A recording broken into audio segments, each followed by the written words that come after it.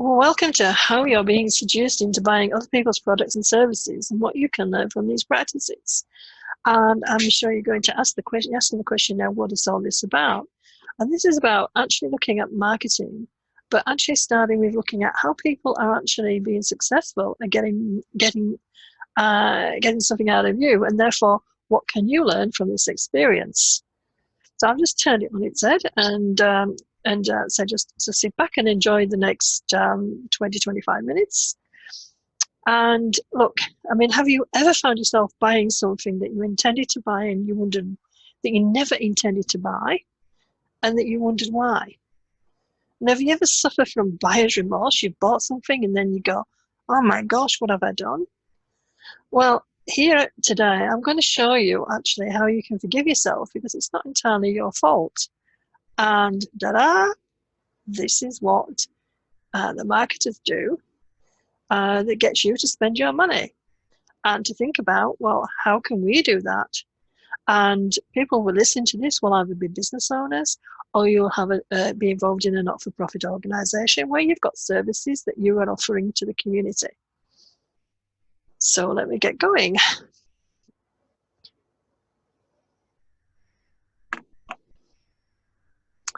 Okay, my name is Pat Gross, and I realised when I sat down and wrote a book last year that I've got a history of jobs that, right from when I first started employment, that have evolved with technology and marketing as they've gone along.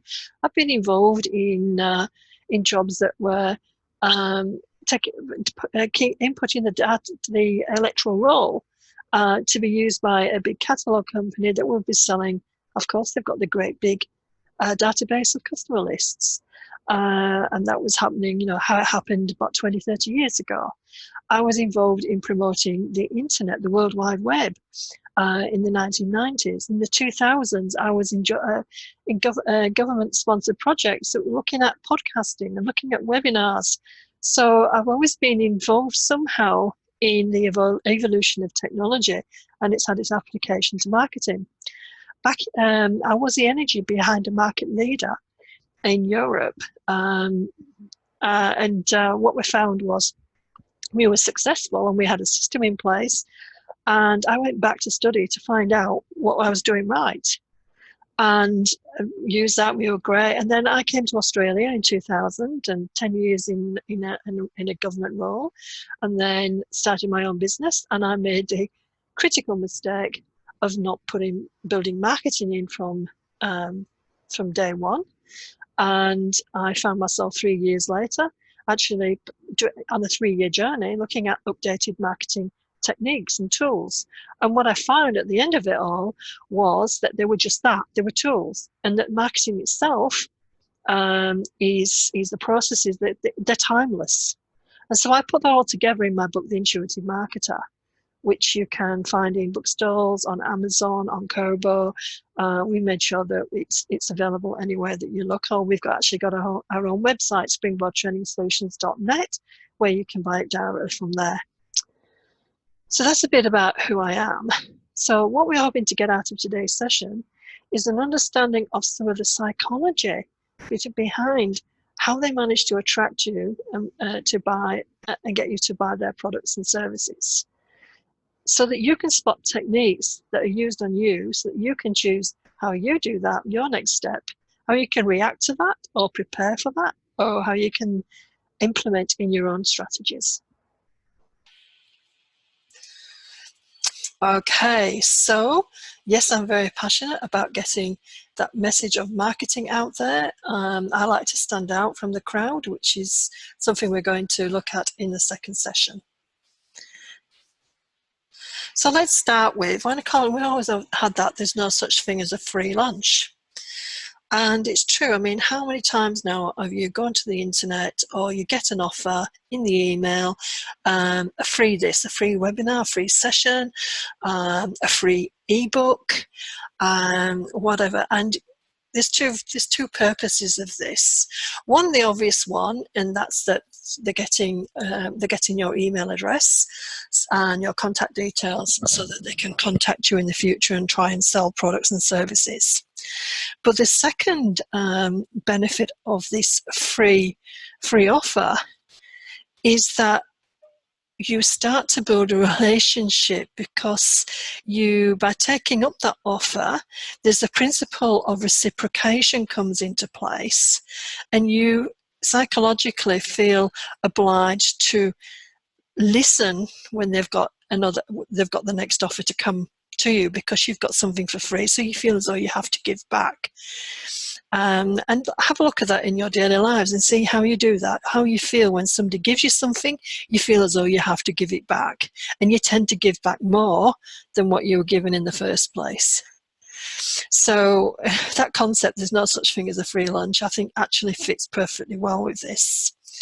The other thing to think about is when you're talking about a free, if you can offer something that's face-to-face for free, you may, if it's a product that you've got, you might have some kind of demonstration.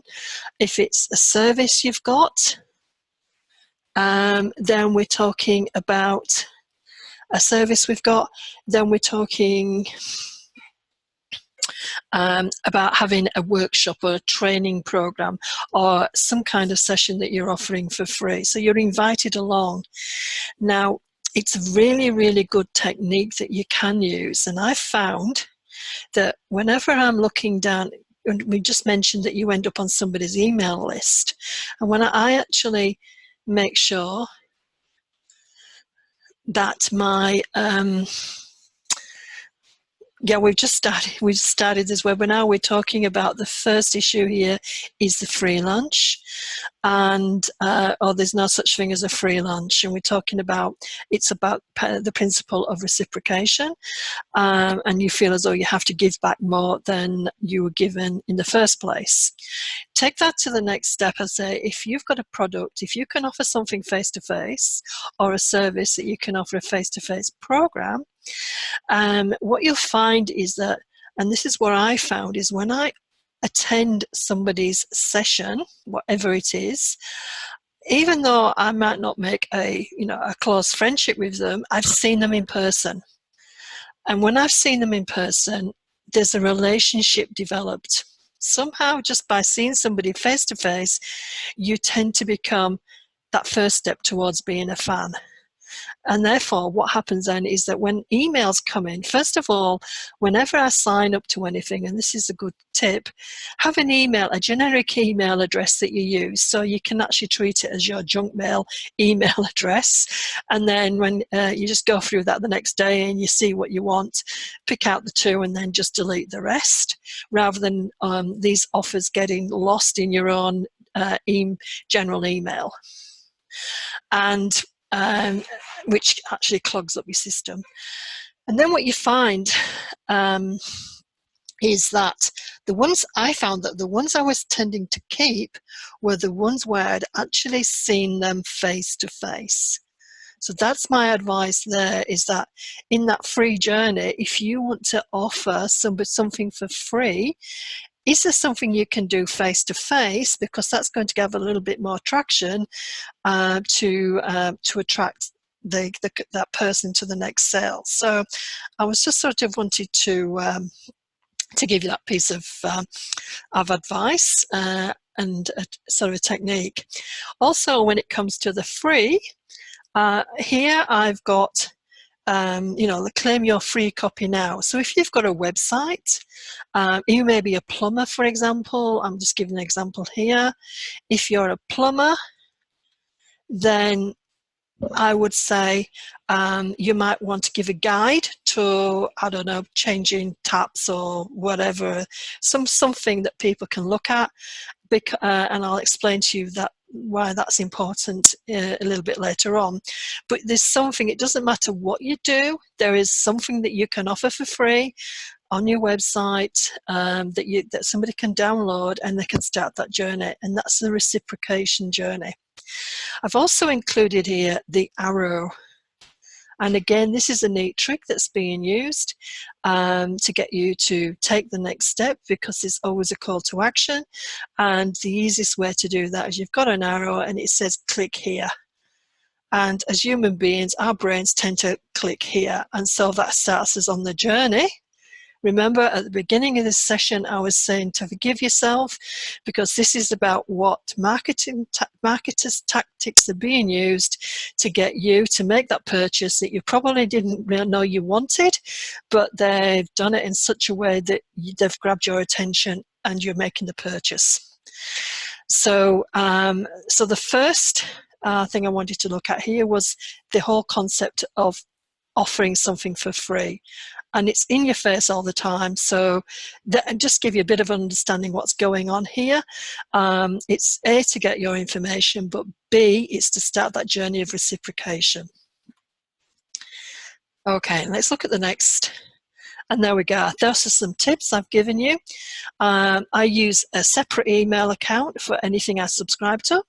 So I can just delete what I need to delete and then move it over anything to my other email addresses. Face-to-face adds to trust and increases reciprocation. Add food, that takes it all to a next level. If you're going to offer something for free, make sure it's of value, that it's of education. Don't give too much away, because otherwise why should they buy something from you? But make sure there's some value attached to it. Instruct users what you want to do, giving the idea of the arrow there. Always make sure there's a call to action. And always be the first to do something. The first, be creative, be the first to offer, blah, blah, blah. So that's what people like. You get the early adopters there. So that's so what I wanted to cover there on looking, and that's the principle of reciprocation. Let's move on. Let's have a look at the panic buy. Now, back in Christmas 1999, it was the first time in the UK that supermarkets were going to be open 24 hours over the Christmas period. And this was the day before Christmas Eve. My husband was on a late shift, so I had this brilliant idea that I'd pick him up from work and we'd go over to the supermarket late in the evening, and we'd do our shopping and ready for Christmas Eve. But everybody else had had the same idea. And I found myself in this supermarket, and I would say it felt like Moscow. The shelves, there was just nothing on the shelves. And I found that we were panic buying. We were buying this, grabbing this, not necessarily because we wanted it, but because it was there and it was the last one. And we got halfway around, and then we thought, what on earth are we doing? Because everybody else was doing the same thing. And what had happened was they hadn't actually prepared for the fact they were open 24 hours, and they weren't filling the shelves fast enough. And so they ended in this situation where there was just nothing on the shelves. So we put the stuff, in fact, we just ditched the trolley. And next day we got up bright and early, went to the local supermarket that hadn't had the 24-hour opening, and of course all the shelves were full, all the staff were in high spirits and dressed up as elves, and so we had a really good experience. But that taught another lesson, and this is something else that you see a lot, which is persuading you to buy when you don't necessarily want to. Have you been to a training session or a big briefing session, and you've been right at the end of it, there's a sell, and you've got 15 minutes to sign up to this program, the first number of people, etc. Otherwise the price is going up, the offer's no longer on the table, etc., etc. That's creating the panic buy. So, you know, it's always about, it could be that you're interested in something, but whoever's trying to sell it saying, but I'm only going to sell to these people, and gives you some criteria, and you feel like you've got to qualify to buy this. Again, it's motivating that urgency, that time restraint. And that's another persuasion technique that works strongly for you to get you to buy, even though it's something that you may not want. I mean, this happened last week with me, but I'm grateful because I've got somebody in the background, and I contact her and I say blah blah blah blah, and she'll say no, and she'll because it's that, you know, she hasn't been exposed to the energy of somebody trying to sell something, and sometimes you're lucky you get on the front end of an offer and it turns out to be the best thing since sliced bread, and because you got on the front end, you get this lifetime deal, whereas in some cases you might, after that, you have to pay annually. So sometimes you're quite lucky, but other times it's about sucking people into that urgency factor. Another way, when it comes to getting people the scarcity. This is the scarcity way of doing this. It's also actually loyalty cards and vouchers, like the Coles cards and the Woolies cards, and you get these offers. And if you spend so much per week for the next four week, you get all these thousands of points. Again, that's making it's time limited, and it's making you go out and making you buy things that you don't necessarily need. Who needs all that food in the cupboard? But there's this offer here, and so that's the second. So we've had the free offer. That's reciprocation. We've now just quickly looked at scarcity and how we've got to get something before the offer is off the table. The third way is actually authority. And how many times, have you bought something because there's some more authority behind it? Sometimes the endorsements by pop stars and movie stars and stuff like that, they're putting their weight behind it. So it must be good because they say so. And the authority there is going to, the movie star of this world, the endorsements, the footwear, the sportswear and stuff like that. That's getting you to buy, especially if targeting young people, especially, is one way they do it because they've got somebody there with authority that they're attracted to. Now, I'm saying to you, you also need to be using authority anyway in your own roles, in your own businesses. For instance, if you are a business, it's okay to put something on the website about who you are and what you do. Just don't make it all about you. And we do this in a later session, you go on the website, it's all about what's in it for the customer, what's in it for me. But somewhere along there, the second stage of thinking is, who is this person? Who is this company? That's when you put in your authority there. And we actually tend to be a little bit timid about that in many cases. And I'm saying to you, don't be frightened to be the tall poppy, because if you're not that one standing out from the crowd, why are you in business? When it comes to not-for-profits, that's the other side, is the authority there may be the experience that you've had as an organization, and your influence that you might have in decision making. If it's training, and I know because I've been doing research with businesses, they want to know the qualifications, why are of the trainers, not necessarily the organizations, which is good, but they also want to know about the trainers and why are they qualified to be teaching them about whatever their industry base is. So that's, it's really good there that you would have the authority. Okay. Testimonials, that's one way of getting, of showing the authority here, is getting other people and referrals. That's one way of being able to get your message out there without feeling like the tall poppy. So if you have got, it's like people want to see that people like them have benefited before they make the purchase. So if you've got testimonials, make sure those testimonials are about the results that they get from the service that you're trying, or product that you're trying to sell to the people who are looking in. Not a testimonial about how good you are, but more about the impact that you have had. That's what gives you the authority.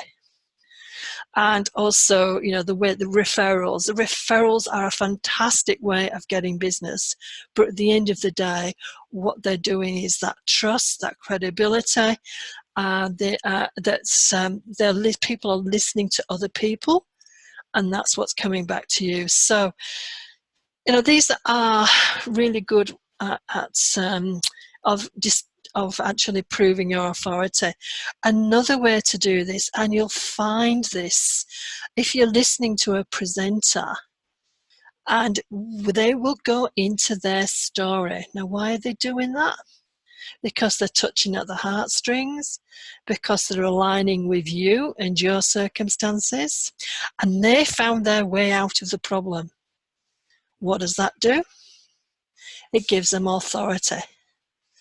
So I would recommend, as I said, this is about what they're doing to you, but also how you can use that in your own product or service delivery, is do not fear. You do have a story.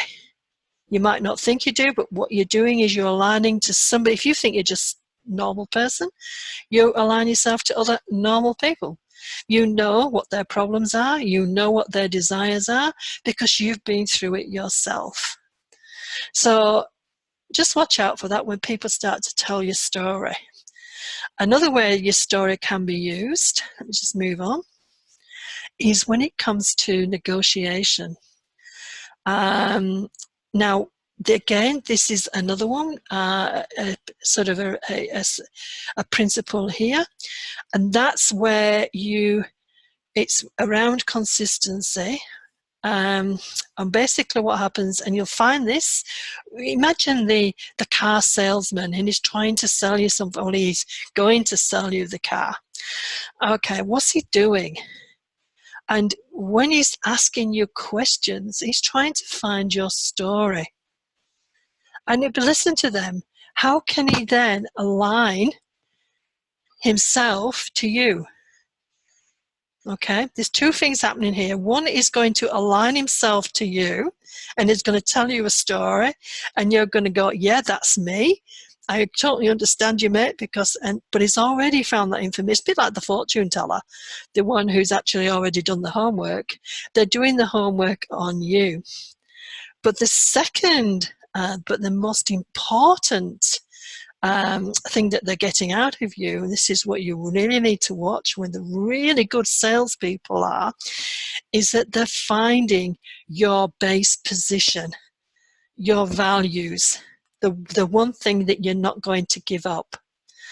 And you could ask, you know, a good example is you may, and I'm using the idea of having promoting something, and you know very well that if you went to ask somebody something outrageous about, I don't know, thinking about the local, I'm thinking putting a billboard in your garden, for example. Okay, you wouldn't do that, would you?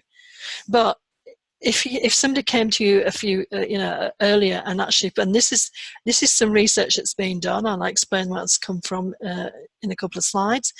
But if somebody comes to you a few weeks previously and talks about environmental concerns or something and says, you know, will you put this card in your window, right? And I'm thinking also about voting. You know, you might be prepared to put something discreet in your window, and then next time around they'll come back to you a few weeks later and ask you to do something bigger, because you've already agreed, or your values agreed to do something at this level because of this principle that you have. You feel as if you're obliged to take it to the next step. And you listen to anybody who's good at negotiation, they will find your bottom line, and they will come back to you and say, you've done this, you know, blah, blah, blah. How about taking it to the next level? And you'll find that you're actually doing something that you might not have done had they come straight to you in the beginning and said, I want this. So it's a bit like when they try and sell you, you know, a level of services. So they'll come in and might offer you the freebie, the $97, the $4.97, etc., etc. If for some people, just to start small, and then go bigger because they've already got value? Or do you go straight to somebody and say, I can do this for $10,000, depending on your market? Do you see what I mean? They might go to $10,000 if you've had some baseline success with them in the first place. So that's what I call defending your position. And if somebody is trying to sell you something and you get to it and you say no, they're going to come back to you. That's an objection or whatever. And they're going to come back to you and they're going to try and get back to that position where they know that your base value is, and they'll play on that. It's a very good technique. And what you'll find is just listen in the future. I mean, I really love it now when I listen to something and then I get somebody ringing me up the next day from the team and they're trying to sell me a product. And all I'm doing, sorry, I'm probably the worst nightmare, is listening to their script and how they go back to that, defending that level. So because I know how it works, I can say no. But can you imagine getting caught in that and finding yourself buying something that you probably had no intention of buying in the first place because you've been manipulated through this strategy? So that's what I call the negotiator's card. All right. So that's what I'm saying. Stop. If you find that somebody is he's going through what I call a script, and he's coming back down to your emotions and your bottom line, and then building on that. That's when I see ethically I can say, no, stop, I don't want to know anymore. This is where it is. So they don't call me again for some reason. All right. The other principle here that I want to explore is that we all like to be like other people. We all like to be liked. And therefore, that again, I've already mentioned it in a couple of examples here. But that's why we like to, I'm thinking about the clever USP here. If you support a football team, okay, and when you talk about the football team, you talk about we. Yes, we. You're not the team, but you feel part of this family. We all feel part of this community. Okay. And that's how people can sell to you once you feel as if you're committed to something. So you'll find that you'll end up, use that as a good example, you get football strips, etc., all these things because you feel as though you're part of a community. It's us and them, and you're part of us. If your team was losing, your language would change automatically, and it would be them. Now, what happens when somebody tries to sell you something is that they will find that connection and start talking about us and we. So that's what they're doing with you. As I said, they find that consistency, that value, align themselves to that value, and they're building your trust because they're part of your team now. You're part of their team. You're supporting the same team. So their language is we and us.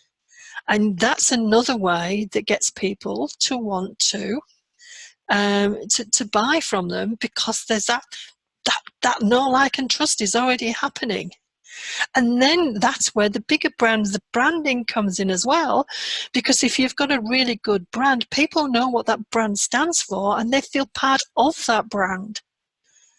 So I'm just giving you examples there, is that how people aligning themselves to your values or to something in your history that they make that connection with, you feel connected to them and you feel more likely to want to buy from them in that conversation. Afterwards, you wonder what on earth went on, and you might just go, because you know that they've just done a sales tactic on you, but that's what's going on.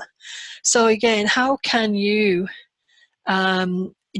use those strategies in your own environment? Not for evil, but for good. Okay, then.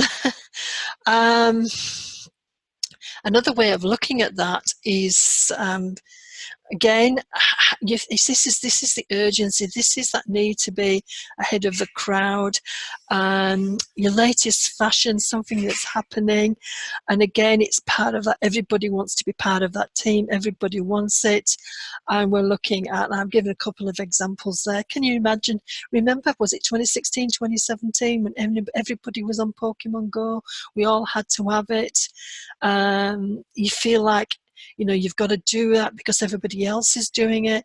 I mentioned Barcode Battler because that reminds me when my kids were really young and it was Christmas, and Barcode Battler came out at Christmas time, of course, and my son wanted it, and we couldn't find it, and we searched all over. I feel like Arnold Schwarzenegger in that film, and we finally got it.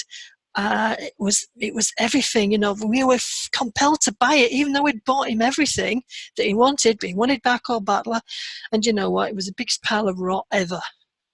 But we were sucked in. So this is part of that we all want to be part of a crowd, and this is when the marketers can be come in and use that. Use that in combination with scarcity, or timing, to actually make you want to buy.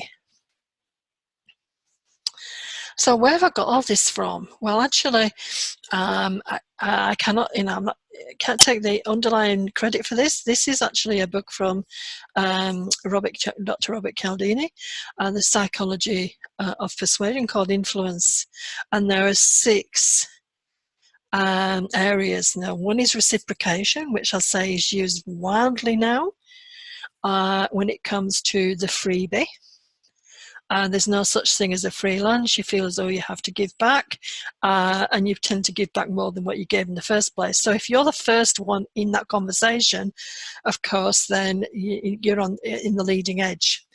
But just be mindful of that. That's what people are doing. It's not necessarily just to get your details, it's to start a relationship. Scarcity, when I talked about the panic buy and stuck in the supermarket, we do that. We react. We can't help it. We react.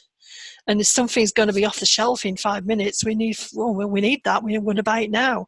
So again, just step back and think: do we really need this? Is there another way of doing this? Showing your authority is great, especially if people want, or businesses want to know that they've got, this coming from a credible source. Being consistent.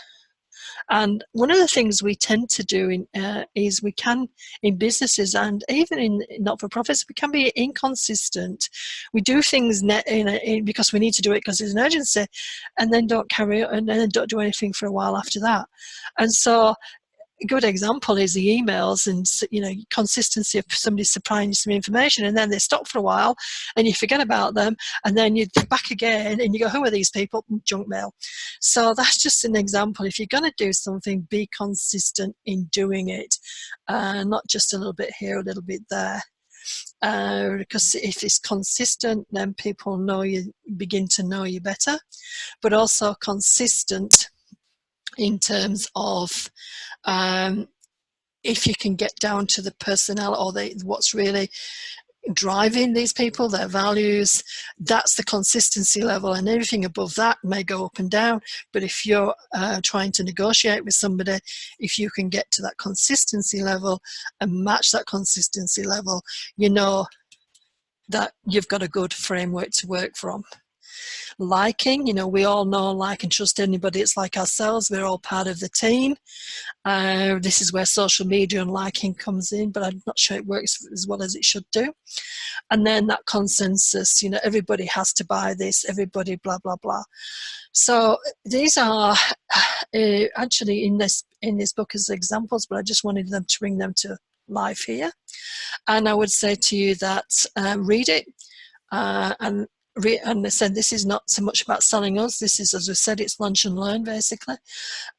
Is read it once, read it twice, read it 3 times. I've done that, and I find something different in it every time.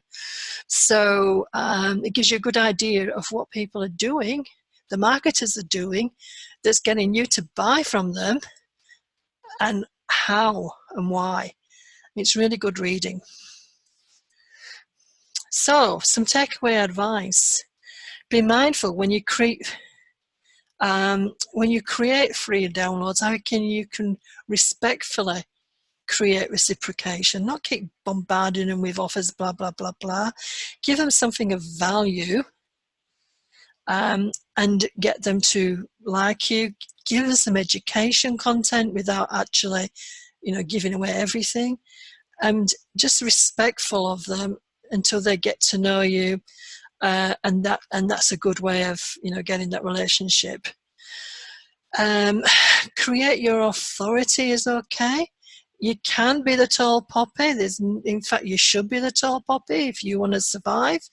And if you don't want to do it, or you sort of, I call it the English syndrome, where we tend to sort of the stiff upper lip type thing, is get somebody to give you a testimonial review. Somebody else do it to what you're selling, or tell your story.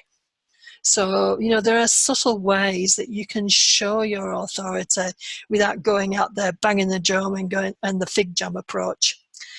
Read through the scripts. I call read through the scripts. So when somebody's listening, trying to sell you something, just try and look at the technicality of the scripts to identify where that consensus is and that commitment, and take back your power to say no if that's what you want. So those are just some ideas there. And next time, so I said this is just a quick session here. It's not meant to be a full hour or anything as the webinar.